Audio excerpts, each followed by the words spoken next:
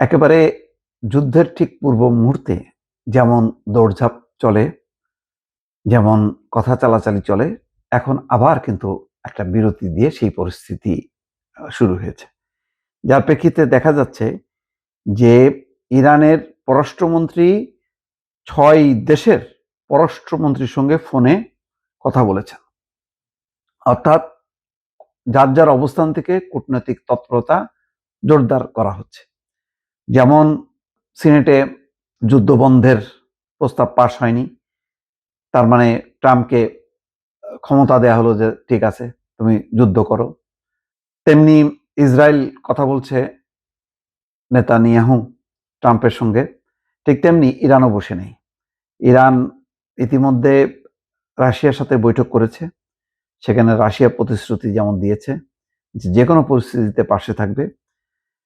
আজকে শুক্রবারে একদিনে তুরস্ক, মিশর, কাতার, সৌদি আরব, ইরাক এবং আজারবাইজানের পররাষ্ট্রমন্ত্রীদের সঙ্গে আরাকচি পৃথকভাবে টেলিফোনে কথা বলছে।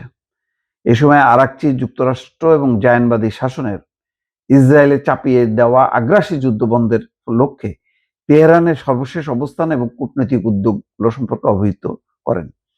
এর আগে ইরানের একটি কূটনৈতিক সূত্র আল জাজিরাকে বলেছে, ইরান সরকার গতকাল বৃহস্পতিবার পাকিস্তানের মধ্যস্থতাকারীদের একটি নতুন প্রস্তাব দিয়েছে। তার মানে আরো সফট, যাতে যুক্তরাষ্ট্র যেমন বলছে যে আগে পরমাণু নিরস্ত্রীকরণ চুক্তি হইতে হবে, তারপরে নৌ অবরোধ তুলবে, এরকম একটি অনড় অবস্থানটা হয়তো ভাঙার জন্য ইরানের পক্ষ থেকে নতুন প্রস্তাব দেওয়া হয়েছে।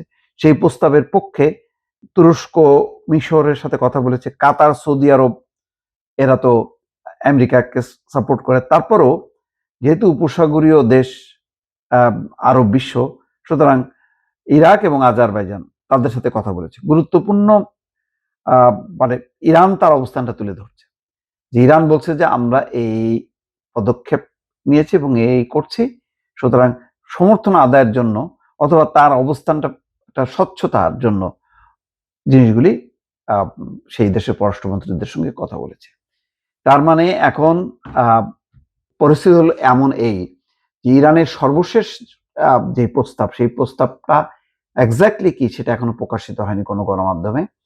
তো যাই হোক, বোঝা যাচ্ছে যে এমন একটা প্রস্তাব যেটা হয়তো আমেরিকা বিবেচনা করতে পারে, বা মধ্যপ্রাচ্যের পররাষ্ট্রমন্ত্রীরা তারাও বিবেচনা করতে পারে, হ্যাঁ সঠিক, হয়তো তাদের একটা সমর্থন নেওয়ার জন্য আব্বাস আরাকচি ফোন করছে যে তারা যাতে আমেরিকার পক্ষকে বলে যে ইরান যথেষ্ট পরিমাণ সহনীয় এবং বাস্তবসম্মত যুক্তিসঙ্গত প্রস্তাব দিয়েছে, এটা মেনে নেওয়া হোক।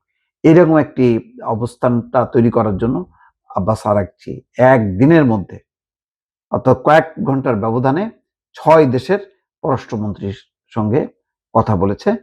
তার মানে এই কথাগুলি যদি উপেক্ষা করে এবার যদি যুদ্ধ বাধে, তাহলে কিন্তু এই যুদ্ধের পরিণতি খুবই খারাপ হবে। কারণ ইতিমধ্যে ইরান, তার বিশ্বাস সবসময় যে এই আলোচনা একটা যে ডামাডোল, তার মধ্যেই যেকোনো সময় হামলা করতে পারে।